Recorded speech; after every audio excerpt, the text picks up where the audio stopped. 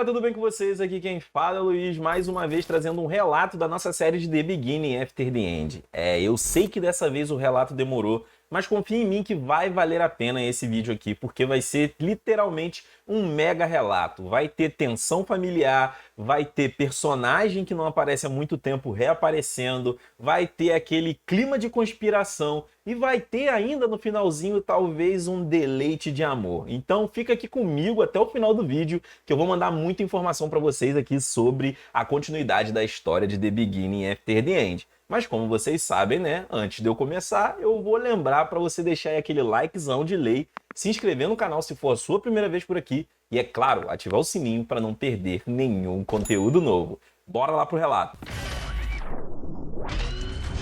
Depois da sua volta aí para o Castelo Flutuante, em qual ele estava com diversos ferimentos, o Arthur estava se recuperando da luta lá contra a Retentora, que basicamente quase jogou o nosso moleque para o outro mundo, e passado um tempo da sua recuperação, ele recebeu uma visita da sua irmãzinha Ellie. E muito mais do que uma visita, parece que a Ellie queria encontrar o seu irmão para, de certa forma, desabafar algumas coisas que estavam ali presas no seu peito há muito tempo. E nessa conversa ela começa dizendo que por muito tempo ela acabou culpando o Arthur por muitas coisas que tinham acontecido na sua vida, principalmente pelo fato dos seus pais acabarem indo pra guerra, né? O Arthur, coitado, fica meio atônito, sem saber o que falar naquele momento e fica meio que simplesmente ouvindo o que a garotinha, que agora não é tão mais garotinha assim, mas ainda assim é sua irmãzinha mais nova, e na sequência do desabafo ela acaba dizendo ainda que ela sempre culpava o Arthur porque ele era sempre o centro das atenções e todo mundo somente falava nele, como se fosse de alguma forma ela fosse deixada ali de lado, né? Até pelos seus amigos e até pelos seus pais, porque a pauta de sempre era Arthur Levin. Dilemas familiares, família. Mas o que é bacana aqui é que a gente vê nas entrelinhas o processo de amadurecimento da personagem,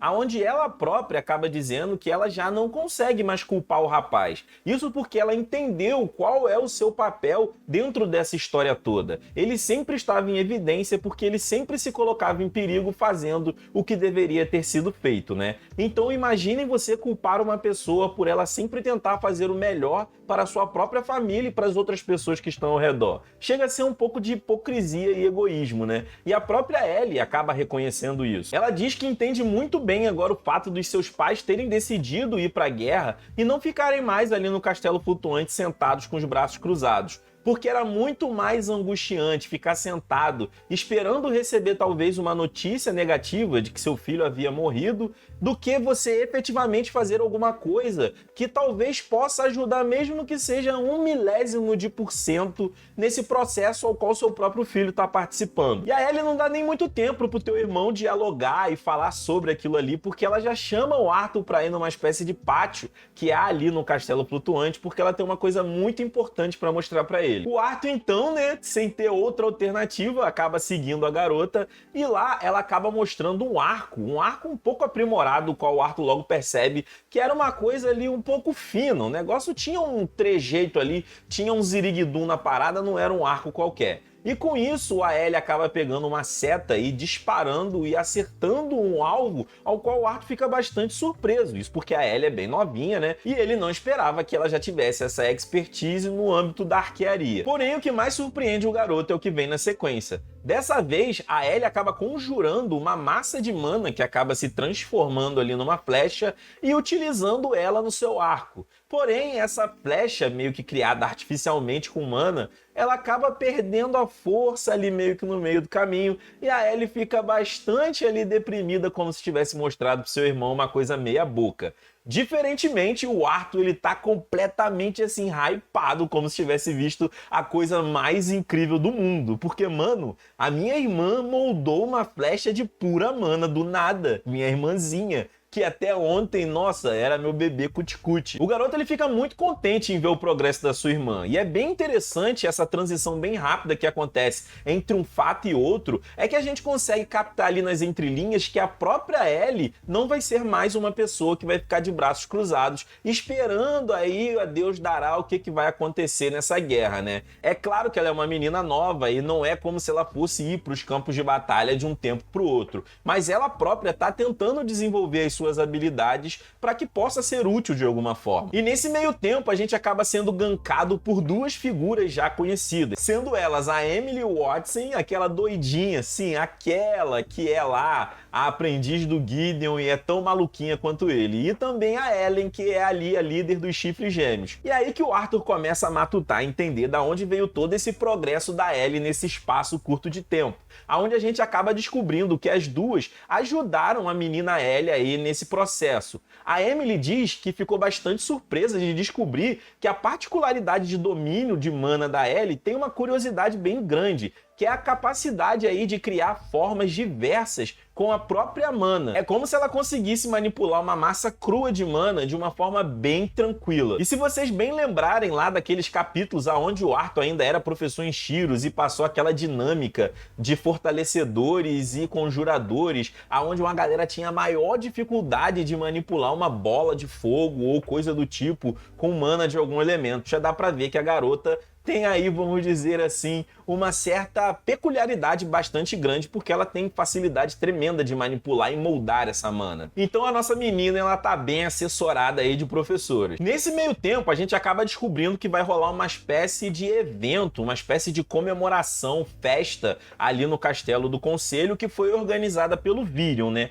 E o Arthur, nesse momento, não tá nem entendendo muito bem que tipo de comemoração é essa que o Virion quer fazer e qual seria o motivo. E rola ali dos dois acabarem trocando uma ideia aí do Arthur bastante assim, sem entender qual é da parada, o que tá acontecendo. Pô, velhote, tá doidão? Vai fazer comemoração agora? Qual é o sentido disso? É aí que a gente descobre que o tal do Virion não dá ponto sem nó. Essa comemoração é, de certa forma, uma tentativa de fazer com que o Radias fique um pouco ali à vontade demais e que talvez deixe escapar algum sinal ou outro de que ele possa estar envolvido dentro dessa mutretada toda que tá rolando aí lá no Reino dos Anões, né? Que a gente já viu nos capítulos anteriores também, que a galera ali tem meio que um portal de teletransporte que tá trazendo a Lacriana a dar com pau ali adoidado. Pois enfim, a ideia é deixar o Radias confortável o suficiente para que, de certa forma, ele conseguisse ser pego no pulo e que talvez essa pegação no pulo aí confirmasse ou desse um pouco mais de força à tese de que talvez ele próprio estivesse dentro dessa marmotagem. Para isso, a gente descobre que o Virion não revelou em nenhum momento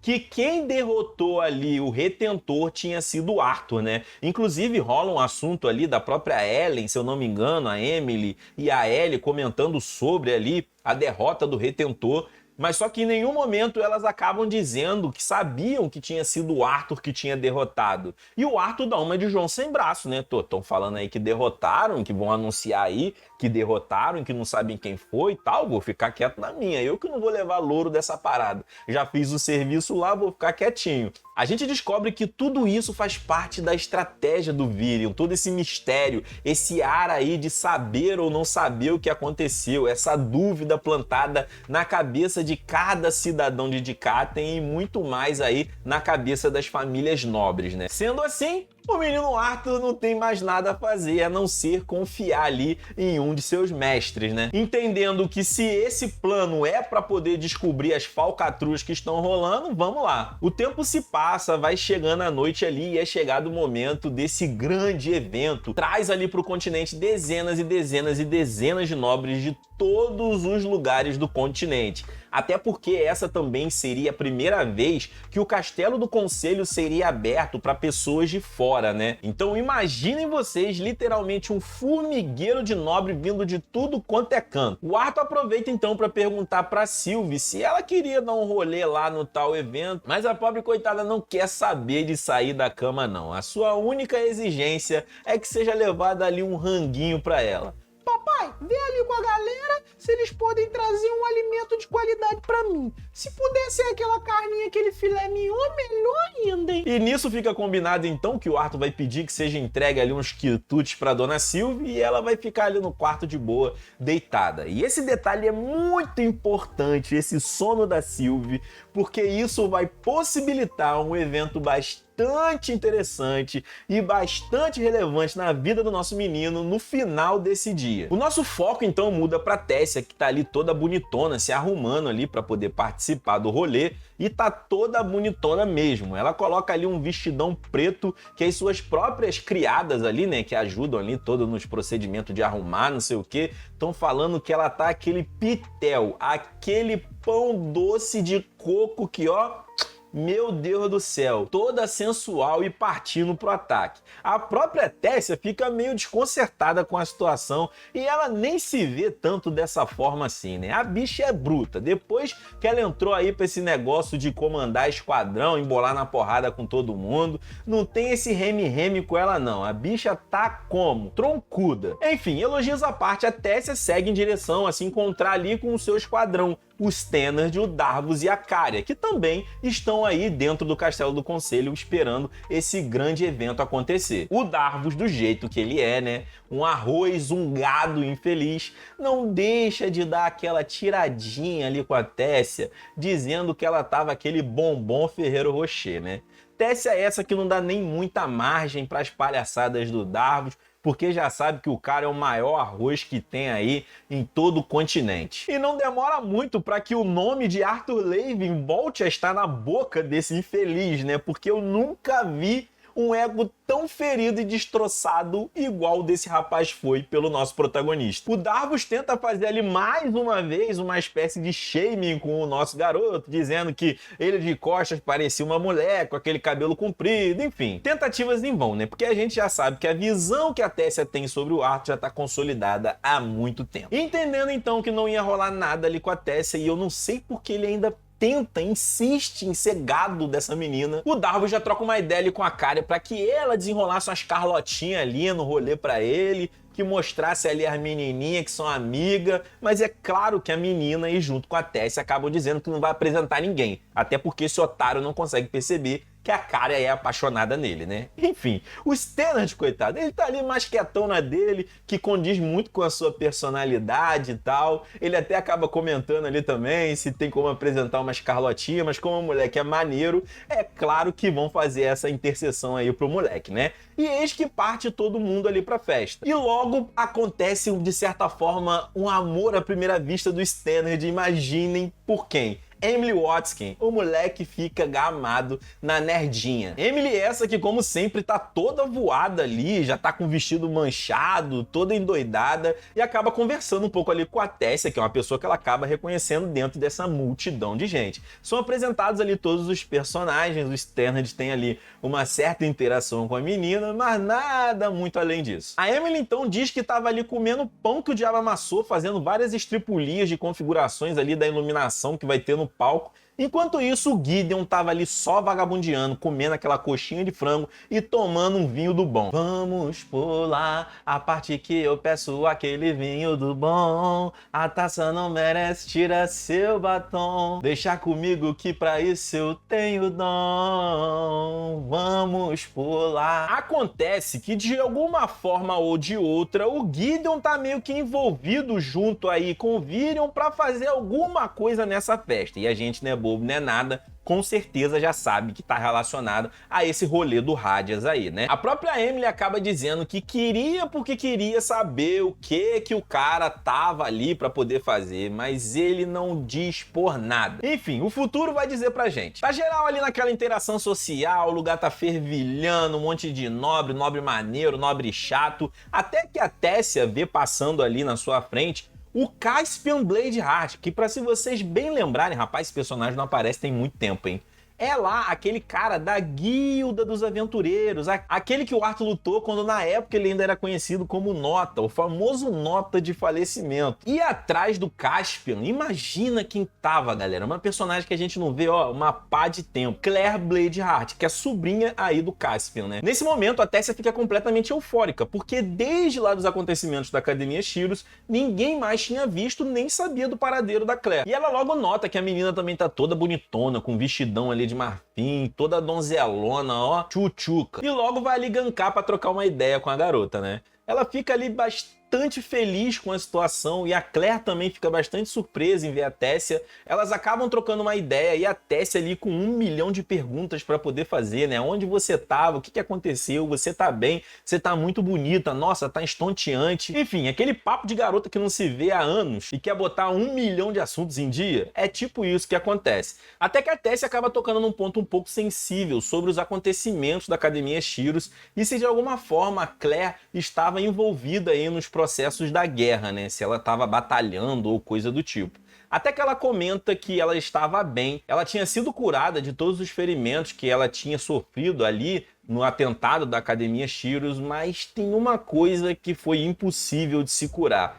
E isso foi o seu núcleo de mana. Ela acaba levantando um pouco assim das costas do seu vestido e a Tessia fica atônita de ver que tinha um ferimento ali, né, uma cicatriz bastante feia, bastante assim agressiva. É como se fosse uma espécie de um corte muito abrupto que aconteceu ali naquela região e isso acabou danificando por vez o núcleo de mana da menina Claire. Por isso, ela não é capaz mais de utilizar mana. Aí imaginem vocês a cara que a Tessia faz nesse momento.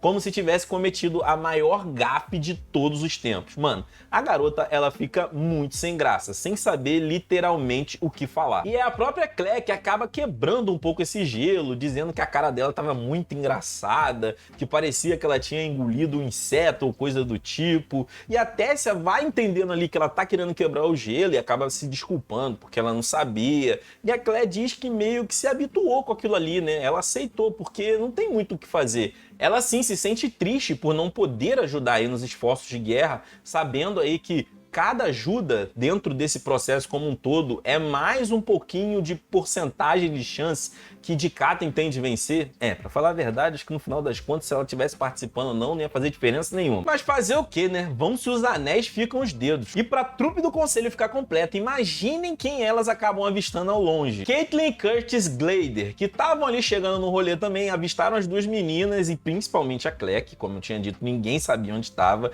e vão correndo ali em direção aos dois. A Caitlyn, que já é aquela menina ali completamente meio que apática, né? Ela quase não demonstra sentimentos e coisa do tipo, parece uma bonequinha de porcelana ali com a mesma cara sempre. Logo não consegue sustentar a emoção e fica com o rosto ali bastante emocionado, né? E eu gosto bastante dessa situação onde a gente tem personagens antigos sendo resgatados aí, sendo utilizados novamente. Porque dá aquele sentimento da gente estar revisitando um amigo de muito tempo, sabe? De longa data. E foi bastante esse sentimento que eu tive quando eu acabei lendo isso daqui, né? A galera, então, elas começam ali a trocar ideia, falando sobre o que eles estavam fazendo, tal, quais eram as ideias deles pro futuro e etc. Rola ali até um papo meio atravessado, onde eles começam a falar sobre o Arthur, né? Dizer ali como que o Arthur era um cara, assim, diferente, contando sobre as coisas que aconteciam na escola na época. A própria Claire acaba trocando uma ideia ali com a Tessia e perguntando mais sobre o Arthur do período ali antes da escola. E a Tessia acaba dizendo,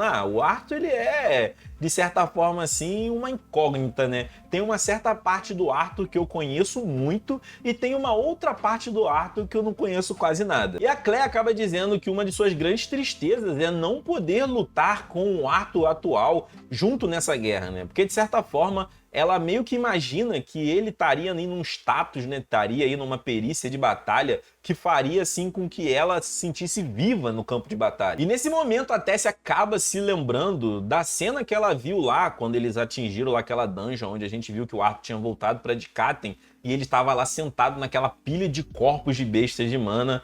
Uma cena que ela não gostaria de ver novamente, não gostaria de ver aquele Arthur modo ativado. Mas enfim, papo vem, papo vai, rola ali uma piadinha da Claire dizendo que a Caitlyn era caidinha ali pelo Arthur e que rolaria ali um grande atrito entre a Tessia e a Caitlyn, né? A Tessia, que não é boba nem nada, já faz aquele panorama completo da Caitlyn, vendo como ela era toda delicadinha, com aqueles olhos grandes, o rostinho pequeno, com aquela pele branquinha e leitosa e tudo mais, e fica pensando, será que o Arthur gosta das quietinhas, maluco? E eu aqui toda carcomida de cicatriz, porque agora eu sou bruta, maluco. Eu vou pro combate e eu não quero nem saber. Enquanto isso, a Caitlyn era ali uma conjuradora desviante, né? E ela acabava lutando mais aí a longa distância e não tinha nem a cicatrizinha pra te chamar de sua. A Caitlyn, coitada, parece que quer enfiar a cabeça embaixo da terra. O Curtis fica assim, quê? Você e o Arthur, como assim? Como é que eu nunca soube disso? Aquele espírito protetor de irmão já bate, e aí você já viu, né? Falando, você é muito nova pra namorar, esquece esse negócio aí, ó. Nada de namorar não, esquece isso. Enfim, rola aquele climão todo descontraído da galera, uma coisa bacana ali, uma coisa maneira. Até que começam-se a ouvir ali uns rumores ali na frente que o rolê vai começar e todo mundo acaba se levantando para ir em direção a mais próximo do palco, né? E nesse meio tempo começa ali aquele zum zum zum de nobre pra cá, zum zum zum de nobre pra lá, falando obviamente das meninas. Até que a Tessia acaba ouvindo uma coisa ali um pouco meio atravessada e dá um olhadão na alma do meliante, que faz com que os caras calem a boca na hora. Mas todo esse problema de zum zum zum zum zum zá acaba sendo interrompido quando chega ali logo na frente do nosso grupo ninguém menos do que a General Varai. A bicha toda ornamentada na armadura ali, armadurinha light, toda bonitona, o que deixa todo mundo ali em volta meio assim receoso, porque a aura da bicha é sinistra. A própria Claire, que agora não tem mais o domínio de mana, acaba se sentindo bastante invadida ali, mesmo com a aura da Varai sendo suprimida. Ela fica meio ali atônita com a situação, meio boquiaberta ali com a aura tão intensa da Varai, mas acaba seguindo ali com todo mundo em direção ao palco para poder ver. E rapaziada, o Virion armou um verdadeiro show, porque acende-se uma luz ali, meio que no centro do palco, e sobe de certa forma do chão um esquife de gelo com um ser feio pra peste, que a gente já sabe que é aquela retentora bruxosa lá que o Arthur mandou pra casa do chapéu, né? Logo na sequência vem ali das sombras o Virion indo à frente e falando pra toda aquela população que estava ali naquele momento. E aí começa o marketing, a verdadeira propaganda de guerra, porque ele começa a dizer que aquele ser que estava ali era um dos seres mais poderosos do exército de Alácria, um retentor. Era um dos verdadeiros tenentes do exército alacriano e as forças de Dikaten foram capazes de detoná-lo, tanto que ele estava ali, de certa forma, servindo como uma espécie de amostra ambulante, como se fosse um troféu do poderio de Dikaten. Logo na sequência, a gente vê saindo das sombras ali também o Arthur, que a gente vê que tá todo paramentado, cheio ali de roupa, um hobbyzão, tá utilizando uma luva na mão, no pescoço tá utilizando uma espécie de um chalho, uma parada ali que cobre o seu pescoço, e logo já dá para matutar o seguinte, que vai combar muito bem com o discurso que ele vai fazer ali na situação. Mais uma vez, o Arthur ele vai ser utilizado como figura de força, figura de representatividade para o continente de Dikaten.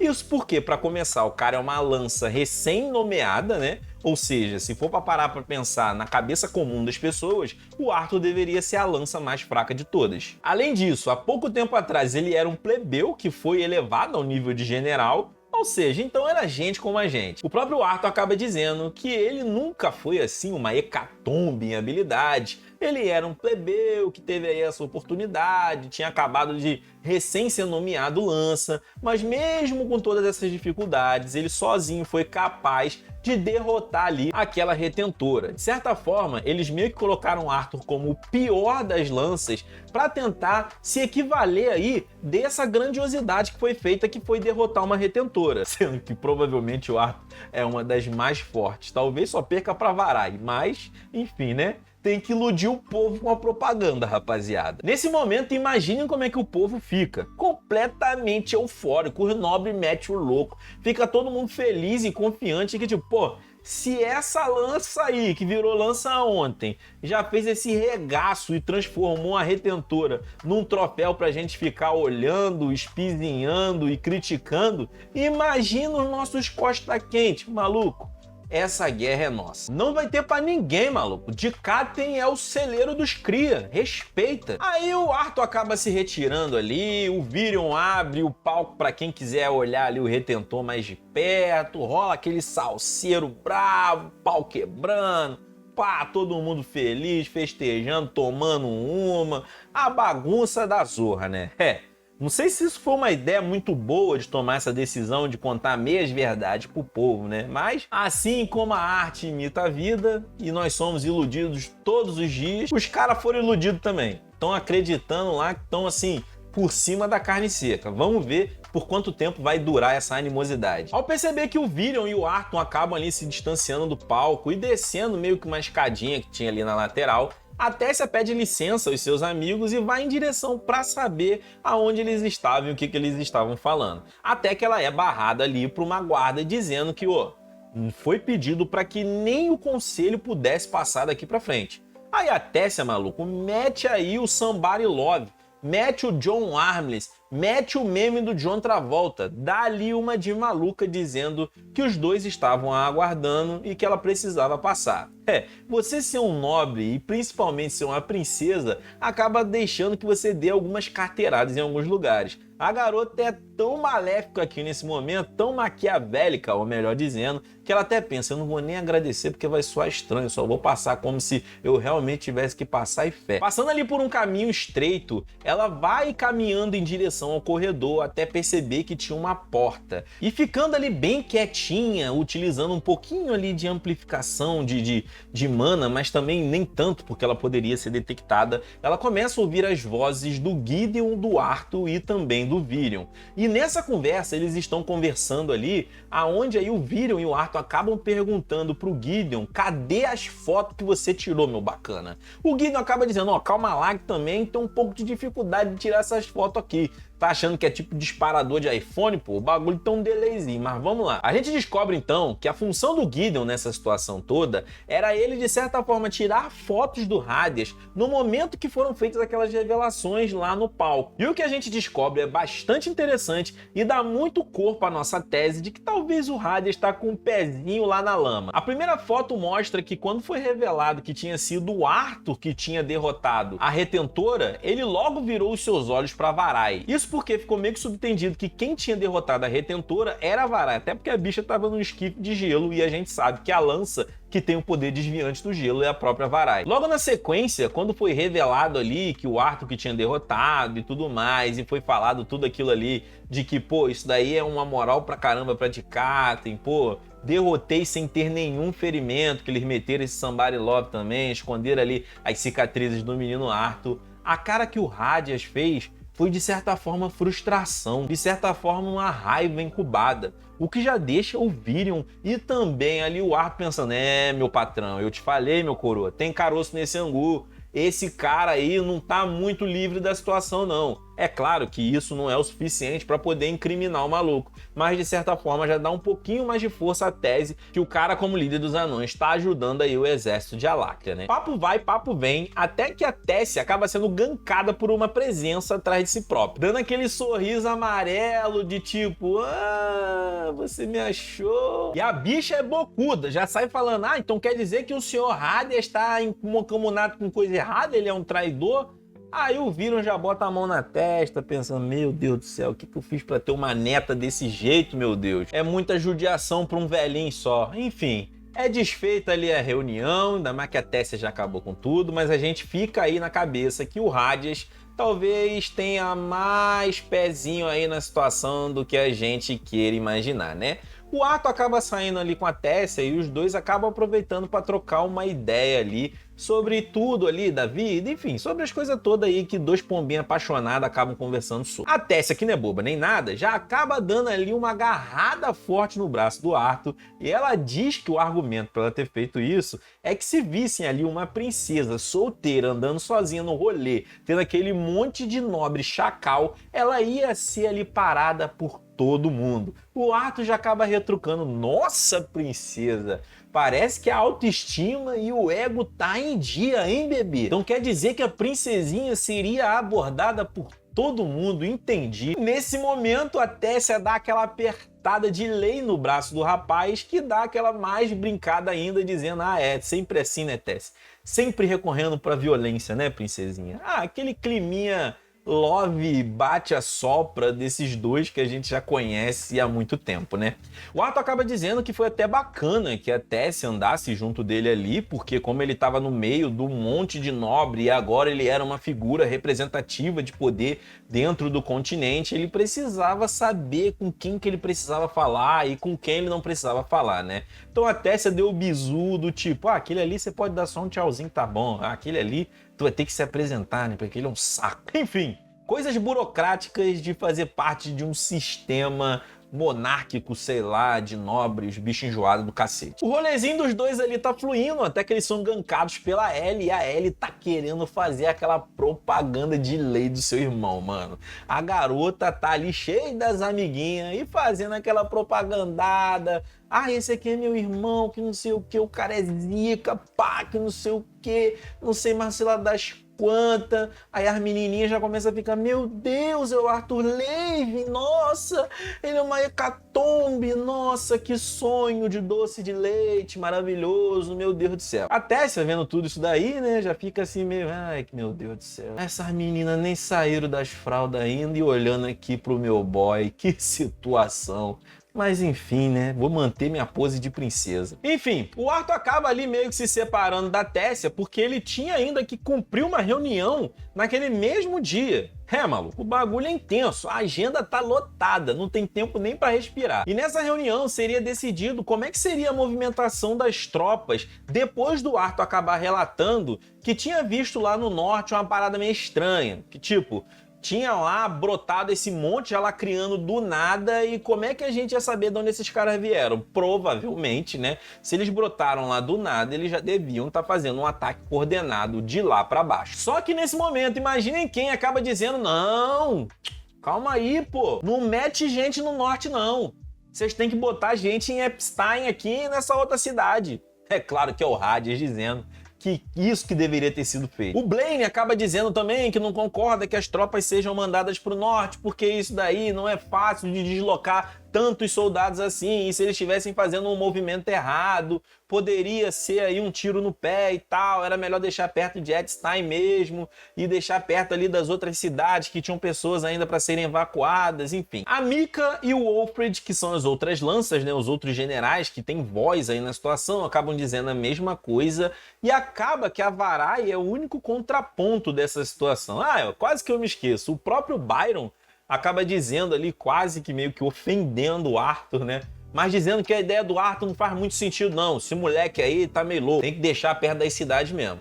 A Varai é a única que faz o contraponto ali e acaba concordando com a visão do Arthur, né? Porque se já tinha ali um relato de que tinha gente lá no norte e que, tipo, ninguém esperava que tivesse gente no norte, que sentido faz colocar soldados em outros lugares aonde não tinha se visto presença nenhuma de alacrianos? Gente, isso aí é coisa básica, né? Vocês estão ficando loucos, estão chapando? Se a gente viu aí até agora somente um retentor e a gente sabe que todo retentor serve uma foice, provavelmente eles já estavam pensando em fazer um ataque coordenado de lá para baixo, né, rapaziada? O Viren, então, se aproveitando dessa deixa, ele acaba dizendo que, pô, ele achava muito interessante que duas lanças acompanhassem o Arthur nessa situação. O Blaine, mais uma vez, retrucou, dizendo que, pô, calma aí, Viren, como é que a gente vai fazer isso, pô? Você sabe que dentro de Dikaten, as lanças, elas são aí o reflexo do nosso poderio. Se a gente deixar os nossos exércitos sem as lanças aí, pô, pra poder dar aquele apoio, porra, mano, a moral dos caras vai pro lixo, irmão. Para com isso, Viren. Pô,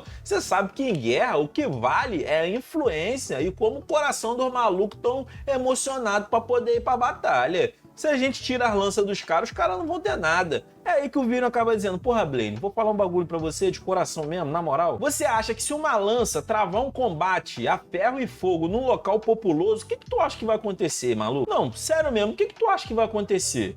Porque não adianta nada a gente ter um cara que tem o poder de uma bomba atômica e a gente for lutar numa cidade que tá cheia de gente por perto. Imagina a quantidade de baixas que vão acontecer. E outra coisa, a gente tá travando essa guerra para que o povo de Catiano viva ainda nessa terra, não para que ela seja completamente arrasada e o povo não tenha mais para onde voltar. Você quer que todas as cidades sejam destruídas nesse confronto? Mano, a gente tem a informação de que muito provavelmente os caras estão vindo do norte, é um local mais ermo, não tem tanta população lá, é um local assim meio desolado, vamos mandar lança pra lá. E vou te falar também, tu vai me perdoar, nós estamos em guerra aqui, pô, se os soldadinhos não conseguir ficar uma semaninha ou duas sem a presença aí das lanças juntos, você vai me perdoar, né, meu irmão? Os caras não estão preparados para enfrentar a guerra dessa magnitude que a gente está enfrentando. Aí fica aquele silêncio, sem ter muita gente ali retrucando, nem falando nada. E eis que o Radias, mais uma vez, se coloca ali à disposição da situação, né? Ele acaba comentando, pô, então tá definido, vamos mandar 2 lanças aí junto com o Arthur. E eu sei aí que quem tá controlando os artefatos das lanças, que de certa forma estão a meu cargo, que seriam aí as lanças dos anões, né? A Mika e o Wolfred, é o Sr. Aldir, mas como ele não tá presente nesse momento, eu me coloco aí como responsável e acho que as 2 lanças que deveriam acompanhar o menino Arthur são eles dois. Nesse momento, o Arthur quase solta um sorriso de canto de boca, porque na mente dele parece que tudo tá seguindo conforme eles tinham planejado, né? Mas pro plano não vir por água abaixo, é claro que ele acaba ali meio que se contendo e só dá aquela olhadinha de canto de vista assim pro Virion, sabe? Meio que olhando e tipo, aí, irmão, a gente pode até tentar não achar que esse cara tá envolvido com alguma coisa, mas eu duvido. Enfim, fica definido então, o Arthur vai trocar ali uma ideiazinha rápida ali com a Mika e com o Wolfred. A Mika bastante mais solista, assim, né? Um pouco mais feliz e genuína ali. Agora o Wolfred todo fechadão, cheio de rompante, não sei o que, pá. E aí o Arthur percebe, vai ser complicado. Eu lembro aí desse cara na época que ele me ajudou lá contra o Byron, né? Mas também acho que ele só fez aquilo porque ele estava cumprindo ordem. Eu não sei muito qual é a personalidade desse malandro. Enfim, o Arthur sai da sala depois dessa reunião, sabendo que no dia seguinte ele já ia ter que partir para o norte novamente, junto com essas 2 lanças, e provavelmente o que esperava o rapaz era mais um desafio, tendo em vista aqui que a gente está conversando de uma possível foice e também de um exército preparado para fazer um ataque coordenado em todo o restante do continente de Dikaten, né? Ele sai da reunião completamente esgotado, porque ele acha um saco esse negócio, cara, é uma burocracia, é uma falsidade, entendeu? A gente vê que existe um conselho ali, mas no final das contas está cada um puxando sardinha pro seu lado, enfim, complicado demais essa situação. Mas não é o momento de ficar pensando nisso, até porque no dia seguinte, como ele vai viver algo, como sempre aí, né, na vida do menino Arthur, complexo, o momento agora é de focar nas prioridades. Nesse momento, ele acaba meio que fazendo um contato mental com a Sylvie e acaba percebendo que ela estava num sono profundo. E vocês lembram que eu falei que a Sylvie ter ficado em casa e, consequentemente, ter dormido seria algo bastante importante aqui na vida do nosso menino nesse momento? Sabendo que a Sylvie, então, tá dormindo e não há nenhum tipo de conexão mental entre os dois, até porque nosso menino Arthur também preza um pouquinho pela sua privacidade, mesmo que a Sylvie consiga meio que perceber pensamentos seus sem que, de fato, eles estejam se comunicando mentalmente, né? Enfim, o Arthur vai em direção ao quarto da Tessia. E ao bater na porta, ele acaba sendo surpreendido com a Tessia ali, com a roupa ali quase de dormir e com o cabelo molhado. A menina tinha acabado de passar aquele demaquilante ali pós-festa e estava se preparando para poder dormir. E nesse momento a gente vê que o Arthur ele tá meio bobado, sabe? Ele tá meio atônito ali, ele acaba dizendo que, nossa, está muito diferente do que antes na festa, o que para qualquer mulher poderia ser, uma certa forma, uma ofensa, né? Se a mina tava toda deusa ali, toda vestidona lá, com vestido sensual, e agora o maluco chega e fala, porra, você tá toda diferente do que você tava lá na festa, tipo, agora você tá um bagulho. Mas enfim, até se acaba dizendo, nossa, isso era para ser um elogio? Pô, mandou bem, hein? Chutou 300 metros de distância do gol, fez gol contra. E aí ele tenta se explicar ali, corrigir a situação, e ela acaba falando, não, pode ficar tranquilo, que eu já sei como é que funciona as suas técnicas de flerte, que ela, enfim, né? Aquele negócio ali que começa a rolar, aquele, como é que eu vou dizer? Aquela coisa genuína ali entre os dois. O Arthur, então, acaba chamando a menina para que eles possam ali dar uma volta, trocar uma ideia, enfim, né? Até porque fica bem visível que, de certa forma, ele quer se despedir da Tessia mais uma vez, sem saber, de fato, o que vai acabar acontecendo ali, né, no dia seguinte, nos novos desafios que vão acontecer. Os dois acabam indo ali para um sobradinho, onde tem uma espécie de terreno aberto, se sentando ali e começando a conversar sobre a vida e tal, sobre as coisas. Um ponto que eu tinha acabado de esquecer de mencionar é que logo ali no momento em que os dois se juntam na festa, a Tessia tenta mostrar a Clé pro Arthur, né, mas a Clé já tinha metido o pé porque de alguma forma ela não queria encontrar o Arthur. Talvez ela fosse ver o garoto e, de certa forma, encarar uma realidade ao qual ela não poderia mais viver, e isso seria um pouco penoso demais para ela. Enfim, foram muitas emoções para um dia só, né? A gente tem que entender também um pouco da menina. Mas voltando para os nossos pombinhos aqui, como a gente está aí num castelo flutuante, as estrelas estão pertinho e um amontoado de nuvens, e até se acaba dizendo ali que as estrelas são muito belas. Em vários momentos ela imaginava aquelas nuvens como se fosse um grande oceano, onde ela simplesmente estaria ali navegando, sem ter que se preocupar com nada, nem coisa do tipo. E mais uma vez a Tessia toca naquele ponto de querer se equivaler ao Arthur, querer estar tão forte quanto, e que ela talvez não conseguisse compreender um pouco como o Arthur poderia ser tão forte assim, em várias áreas ele ser tão mais desenvolvido e ter uma expertise e uma coisa assim muito mais evoluída do que ela, que mesmo ela tendo treinado também com Azura, que foi o Aldir, mesmo ela tendo também uma besta de mana, né, um vínculo com uma besta de mana, ela sentia que o Arthur estava sempre tão distante, como se fosse difícil alcançar ele, né? O Arthur ele começa a tentar ali meio que apaziguar esse sentimento no coração da garota, dizendo que, cara, ela tá fazendo um progresso muito bom, e de fato, ela tá fazendo um progresso muito bom, mas para ela ainda não é o suficiente. E o Arthur ele fica sem entender o porquê que ela tem essa coisa de sempre o buscar, de sempre querer estar se equivalendo com ele ou coisa do tipo, né? Ela própria também já entende ali naquele momento que muito provavelmente o Arthur viveria alguma coisa bem perigosa no dia seguinte, porque não era do feitio dele marcar encontros aleatórios assim, tão tarde da noite, simplesmente para poder fofocar sobre a vida. De certa forma, ela entendia que tinha algo em jogo ali e que ele queria sempre, de certa forma, dizer talvez com não todas as palavras efetivamente, né? Mas mostrar que, tipo assim, estou indo embora, não sei se vou voltar, mas, de certa forma, eu falei contigo antes de ir, tá ligado? E nesse momento, o Arthur acaba dizendo, nossa, eu sou tão previsível assim, eu sou um livro aberto pra você, e até se acaba dizendo, não, calma, tu não é um livro aberto, você é um capítulo aberto, conforme ela tinha dito lá antes, né, na conversa junto com a Claire, a Caitlyn e o Curtis. Tem muita coisa do Arthur que é muito previsível para ela. Agora tem um outro lado do Arthur que ela não faz a mínima ideia e não sabe o que pode sair daquela caixa de Pandora mágica. E é daí que surge novamente esse assunto, né, dela. Nossa, cara, eu não sei como você faz para ser tão especialista em tantas essas coisas assim.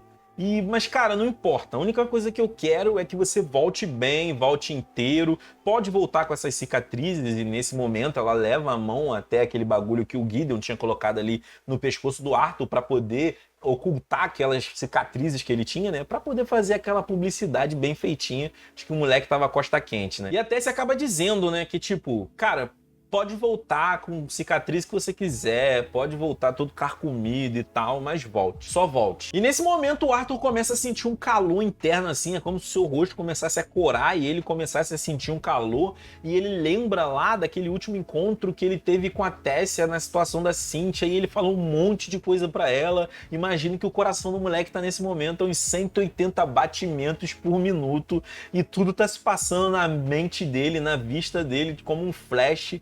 E sei lá, cara, o bagulho deve estar muito intenso. E até que ele faz a fatídica pergunta de perguntar: por que você quer tanto se equiparar a mim? Por que você quer tanto estar assim no mesmo patamar do que eu? Por que você tem essa busca insana para se equivaler a mim? E ali é como se existisse uma fração de segundo que mais parecia um minuto de silêncio, aonde a Tess, de certa forma, organiza as palavras dentro dela e acaba dizendo pro Arthur que é somente estando em pé de igualdade com ele, o alcançando e se sentindo útil dentro desse processo todo, que ela vai ter coragem de dizer mais uma vez para ele que o ama. Meu irmão, nesse momento, o Arthur, ele não consegue nem processar direito as palavras que ele tinha acabado de ouvir, e logo repara no rosto da Tessia, que olha diretamente dentro dos seus olhos e esboça ali, de certa forma, um sorriso tão meigo, com um rosto tão gentil, que faz com que o coração do moleque bata agora, sei lá, 1000 batimentos por minuto. Meus amigos do céu, velho, quem não shippa esse casal, mano? Quem não shippa esse casal é louco. Sério, quando eu li isso daqui eu fiquei, meu Deus, que lindo, que história de amor emocionante. Mas enfim, galera, eu vou ficando por aqui nesse relato, vocês já vão me desculpando que eu acho que ele vai ficar gigante, mas de certa forma a gente cobriu bastante capítulos aqui, e se vocês curtirem assim uns vídeos maiores, talvez eu comece a fazer assim de maiores capítulos para maiores capítulos. A gente fica aí com vídeos maiores e cobrindo mais capítulos, né? Até porque se não rolar um rush nessa situação, acho que a gente não vai acabar de cobrir essa novel nunca, né? Mas enfim, galera, muito obrigado pra você que assistiu esse vídeo até aqui. Não esquece de deixar aquele like no fortalecimento, se inscrever no canal se for a sua primeira vez e não deixe de ativar o sininho para não perder nenhuma notificação de conteúdo novo. Meu muito obrigado mais uma vez pela presença, a gente se vê no próximo vídeo. Aqui na tela, em algum local, vai aparecer mais algumas indicações de vídeo para vocês. Clica lá, não sai ainda do Nerdpack. E é isso. Valeu, a gente se vê no próximo vídeo e tchau, tchau.